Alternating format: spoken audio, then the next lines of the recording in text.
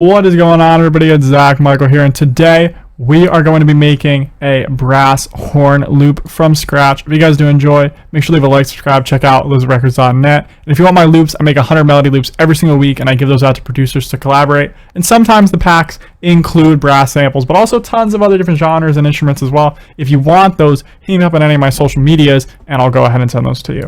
So now there's a lot of different things you can use to make brass samples. Now I've done brass samples with all different VSTs. I've used Omnisphere, I've used Contact, I've used tons of different stuff, Expand, other weird VSTs. Like, I've used so many different things. Yeah, I mean, but today we're going to be using this brass ensemble, which happens to have some pretty nice sounds. So we're going to load up the Horns Essential, and we can kind of tweak the dynamics. See, very minimal, very like upfront. So we're just going to kind of start with something like this. I usually set the first dynamic for like the main layer between like 50 and 80 dynamic, depending on what I'm trying to go for. And I also like to make my brass stuff a little slower, and then sometimes I speed it up. So we're going to do it at like 130. We might end up speeding it up, we might not. And I think we're going to use the key of D minor for today's loop. Just why not? And so the first thing I do is kind of figure out my bass notes.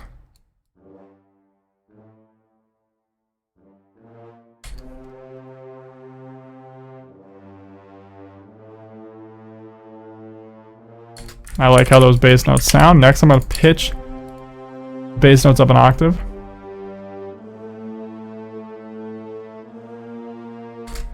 And then I'm just going to kind of build out these two chords a little more. I want those to be even more full sounding.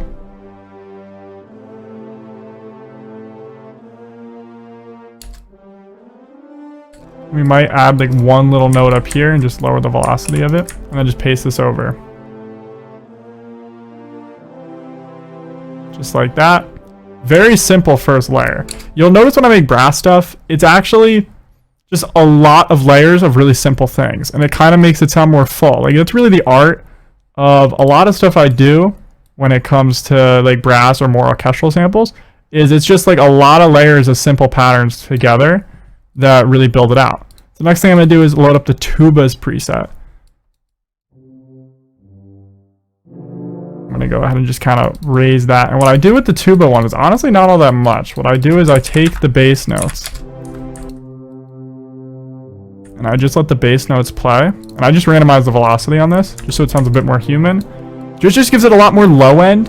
No one will really notice that they're tubas, so like, it doesn't really matter. And it just sounds good, you know? And so we're just going to kind of layer that. And then the next thing we're going to do is take a brass solo of maybe a trombone, maybe not, we'll see. We'll start with that.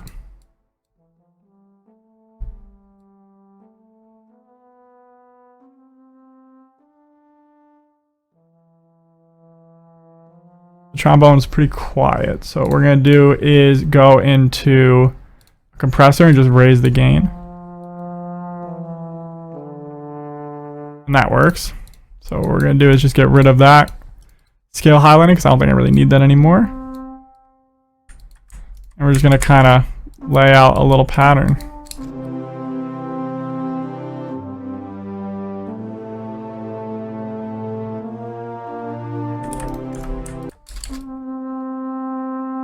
And instead of using this trombone, I think we're going to change it to a trumpet.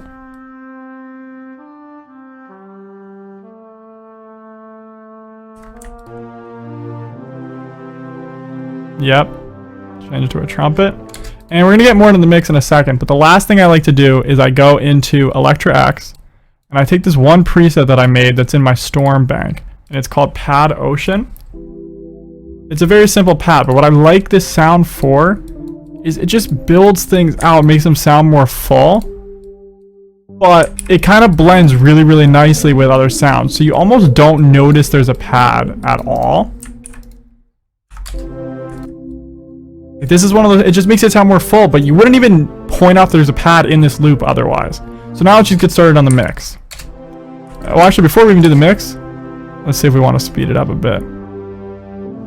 Like 134 sounds pretty good to me. So let's start. So the first thing I like to do is kind of like pick certain sections of the brass that I want to boost in the main sound, just to kind of build it up, make it a little different. And the next thing I do is just kind of add a reverb. Nothing too crazy. Sometimes a lot of chorus or other presets, but for this, gonna leave it like that. Next, we got this little brass. The little like lower end section. So sometimes I add like a little distortion. It's just little. It's very subtle, but it goes a long way. And also just gonna go into a EQ and kind of boost again like the lows a bit.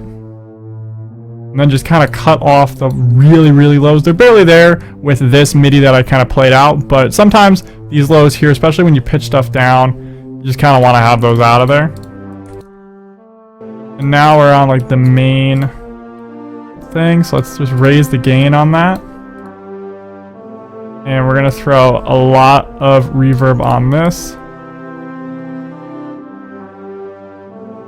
And we can also tweak certain stuff in here as well if I want to.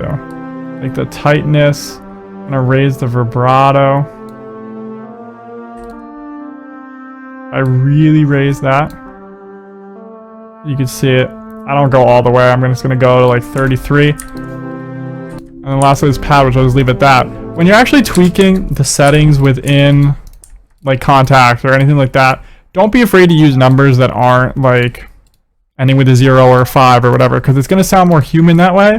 And I think a big thing when you're trying to create specifically like orchestral sounding stuff is the majority of the time you want it to sound like it was live, like it was a real instrument playing it.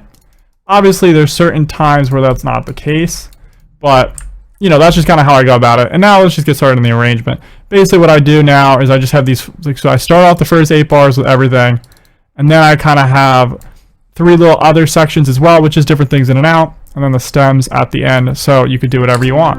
But this is the final loop, so if you guys enjoy, make sure to leave a like, subscribe, check out TheZachMichael.net. Thanks for watching.